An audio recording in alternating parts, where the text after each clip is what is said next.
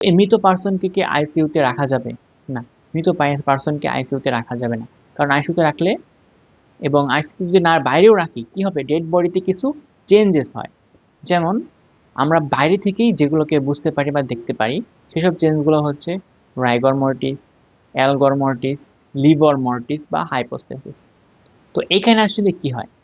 তো rigor mortis মানে হচ্ছে এই ডেড বডিটা শক্ত হয়ে যাওয়া। তো একটা মানুষ যখন মারা যায়, তার ৪ বা ৩-৪ ঘন্টার মধ্যেই কি হয়? তার বডিটা শক্ত হতে থাকে। তো এটা মনে করো ১২ থেকে ২৪ ঘন্টার মতো পারসিস্ট করে। তো এই জিনিসটা থেকে তো বোঝা যাবে যে না আগেই মারা গেছে। তাছাড়া তার বডি কি হয়ে যায়? ঠান্ডা হয়ে থাকে। ১-২ ঘন্টার মধ্যে বডি কুল হওয়া শুরু করে। তো এই জিনিসটাকে বলা হয় অ্যালগর মর্টিস। এবং মানুষ যেহেতু মারা গেছে তার হার্ট কাজ করে না, ফুসফুস কাজ করে না। তাহলে রক্তগুলো কি হয়ে যায়? রক্তগুলো